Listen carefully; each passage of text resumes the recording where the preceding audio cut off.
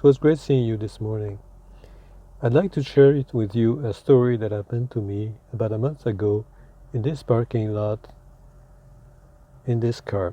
Now, this is not a Bentley or anything else. It's a 2008 Mustang, which I bought at cost from a friend who had rebuilt it completely for his son as a birthday gift. And the son said, "Well, you know, Dad, you're very kind, but I want a Lexus." And so the offer was there, and I took it because my car just died that day. Speak of resistance. Anyway, so some white dude took offense to my blue Mustang. It's actually a pretty nice one. It's nice blue with a little white band at the bottom. And now I have to wash my car, which is not usual for me. And when I objected, I said, "No, wait a minute! You're not shoving your shopping cart into my car." He proceeded to try to punch me, so I had to take my glasses off, fending him. And then when I was at the point where only reaction was either to get a hit or a hit, some guy came out of the nowhere and he just took my assailant by the shoulder and they walked away while my assailant was glaring at me. So it was very bizarre. And then I met the same two guys, at a cafe in Fremont, and they were talking about communism and warfare. They were very noisy about it, and you had to think about, well, where was one the mentor of the other? What was going on? But what I want to talk to you about is the specific cafe there, which I will not name because I don't want it to in trouble.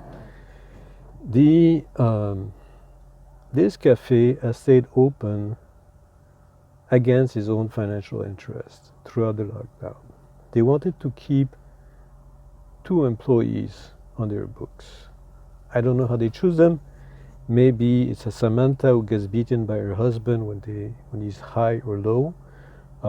Maybe it's a young girl who's been accepted to university, but she doesn't have the money because in America, education, when it exists, is expensive. It's like food. Anyways, they took personal responsibility for their employees.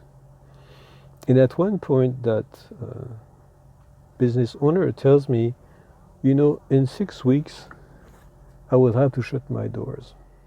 Just before the 6 weeks ended, the county allowed dining over outdoor tables.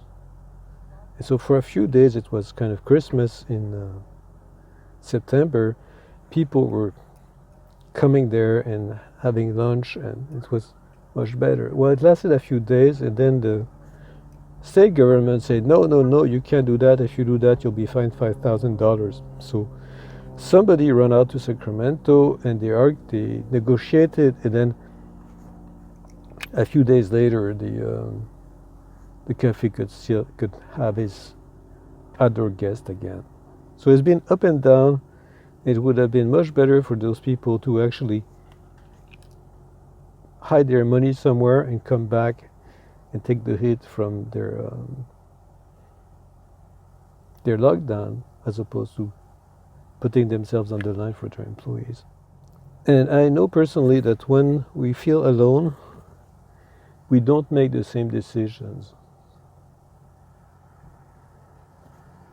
And so I'd like to send a message. I think we ought to send a message to small business owners, mom and pop shops, that we actually care for them. So I created this hashtag, and it doesn't have to be that hashtag anyways, but it's called hashtag Give a Blue Rose. Not a Brian Rose, a blue rose. And the idea is we're there for you. Some people is prayer, some people is advice, some people is counsel if they're attorneys. Some people may actually stand guard if necessary, because after the election, I suspect it's going to be rowdy. So that's my story. Hashtag Give a Blue Rose. I wish you good night or good morning, depending where you are. Take care. Bye.